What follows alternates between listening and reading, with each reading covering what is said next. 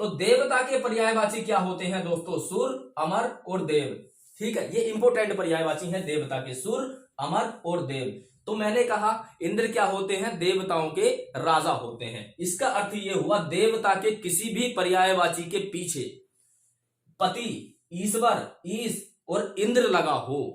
देवता के किसी भी पर्यायवाची के पीछे, मतलब सुर के पीछे, अमर के पीछे या देव के पीछे यदि पति, ईश्वर, ईश और इंद्र लगा हो तो दोस्तों वो निश्चित रूप से 100% इंद्र का ही पर्यायवाची होगा।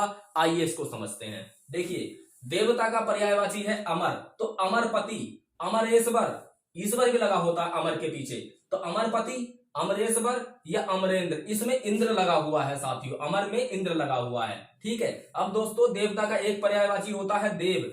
देव के पर्यायवाची के पीछे पति, ईश, देवेंद्र, है ना, देवेश, देवेंद्र। और दोस्तों देवता का पर्यायवाची होता है सुर। सुर के पर्यायवाची के पीछे सुरपति यानी कि पति लग गया, सुरेंद्र यानी कि इंद्र लग गया, सुरेश यानी कि ईश लग गया, सुरेश्वर यानी कि ईश्वर लग गया।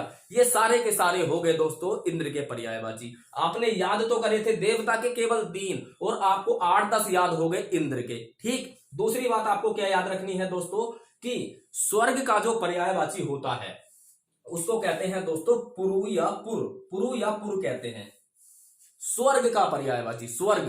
ठीक है, तो दोस्तों पुरंदर यानी स्वर्ग के पर्यायवाची के पीछे क्या लग रहा है? इंद्र। तो पुरंदर ये क्या हो गया दोस्तों? ये हो गया इंद्र का पर्यायवाची, क्योंकि पुरु माने क्या हो गया? स्वर्ग, और इंद्र माने तो इंद्र है या देवता है। ठीक है, उसके बाद पुरुहूत, पुरुहूत का अर्थ हो गया स्वर्ग को आने वाला। तो स्वर्ग में किसको बुलाया जाता है? वो होता है इंद्र। यानी स्वर्ग के पीछे यदि इंद्र लगा हुआ है, आहूत लगा हुआ है, आहूत मतलब बुलाना, तो उसका अर्थ हो जाता है इंद्र हो गया। तो आपको 2 तरीके से ये याद कर लिया। अब देखिए दोस्तों, मैंने आपसे कहा था इनका जो शस्त्र है, इनका जो हथियार है उसको कहते हैं वज्र, यानी ये वज्र को धारण करते हैं। तो वज्रधर, वज्र को धारण करने वाला, वज्री, वज्री का मतलब जिसके पास वज्र है वह कहलाता है वज्री। तो वज्र और वज्री और वज्रधर ये भी क्या हो गए? इंद्र के पर्यायवाची। दोस्तों इंद्र के पास 1000 आंखें थी ऐसा कहा जाता है पौराणिक ग्रंथों में, आपको देखने को मिलेगा। तो ये है सहस्त्राक्ष। सहस्त्र का मतलब होता है 1000 और अक्ष का मतलब होता है आंख, ये आप जानते होंगे। तो दोनों का दोस्तों जब संधि हुआ है तो ये हो गया सहस्त्राक्ष यानी कि 1000 आंखों वाला। तो 1000 आंखों वाला कौन है साथियों? इंद्र है। दोस्तों मेघराज, मेघ माने बादल और राज माने राजा, यानी बादलों का राजा, वर्षा का राजा मेघराज। इसे तो आप आराम से याद रख सकते थे। अब 2 जो आपको इंपोर्टेंट याद, मैं चाहता दोस्तों यहीं तक समाप्त कर देता, मधवा और वीडियो जो नहीं रखता है ना, आपको लुभाने के लिए ऐसा मैं कर सकता था, लेकिन नहीं, जहां ट्रिक नहीं लग रही है वह भी आपको याद रखने। क्यों? क्योंकि पूछे जाते हैं। तो मधवा और विडोजा केवल आपको 2 ही तो याद करने हैं, बाकी तो सारे आपको याद हो गए। तो मधवा और विडोजा, हमारा तात्पर्य ये है जहां तक ट्रिक लागू हो रही है वहां तक ट्रिक लगाएंगे, और दोस्तों जहां पर ट्रिक लागू नहीं होती तो वो 1-2 ही शब्द बचते हैं।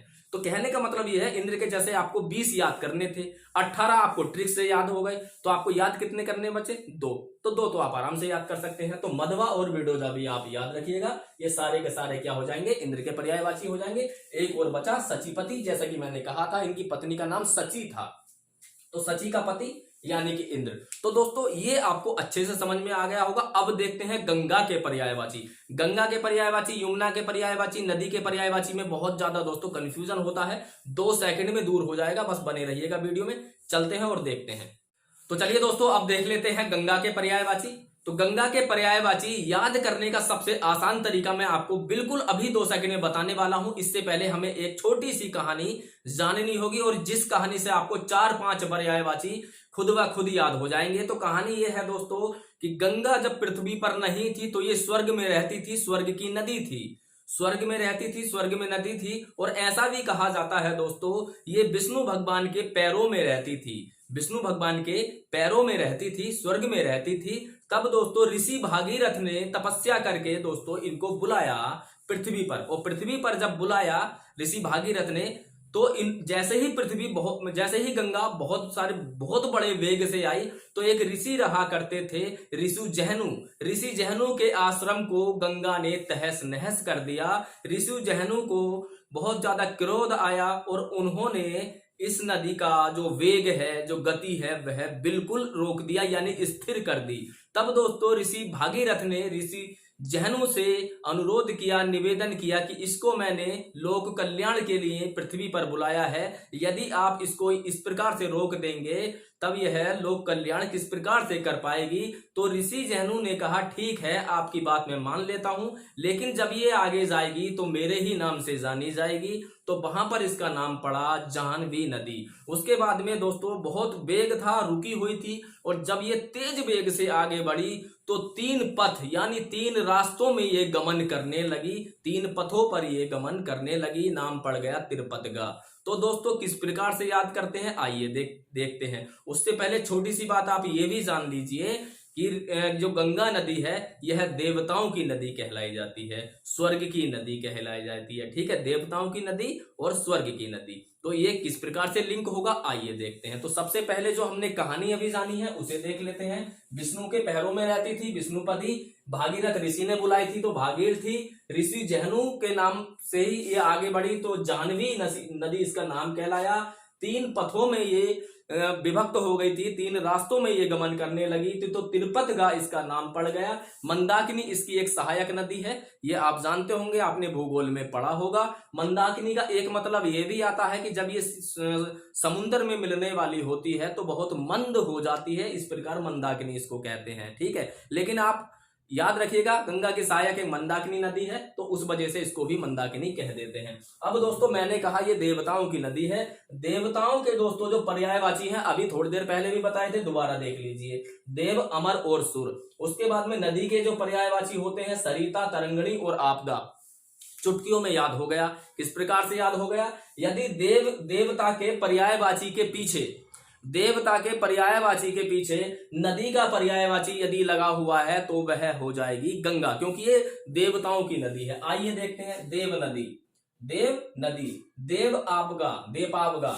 देव दोस्तों देवता का पर्यायवाची और आपगा नदी का पर्यायवाची, तो देपावगा। अमर तरंगणी, तरंगणी दोस्तों होता है नदी का पर्यायवाची और अमर होता है देवता का पर्यायवाची। तो देवता के पर्यायवाची के पीछे नदी का पर्यायवाची अमर तरंगणी। उसके बाद में देवता का पर्यायवाची होता है सुर, और दोस्तों नदी का पर्यायवाची होता है सरिता, और सरी का मतलब होता है झरना भी कह देते हैं और कहीं कहीं इसको नदी भी कह देते हैं। तो सुर सरी यानी देवताओं की नदी। उसके बाद में सुर सरिता, सरिता क्या है दोस्तों, नदी का पर्यायवाची, देवताओं की नदी अर्थात गंगा। स्वर्ग तरंगणी, अभी मैंने आपको बताया था कि ये स्वर्ग की भी नदी मानी जाती है। तो स्वर्ग के पीछे यदि गंगा नदी का पर्यायवाची, स्वर्ग के पीछे नदी का पर्यायवाची है, तब दोस्तों आप कहेंगे गंगा का स्वर्ग तरंगणी।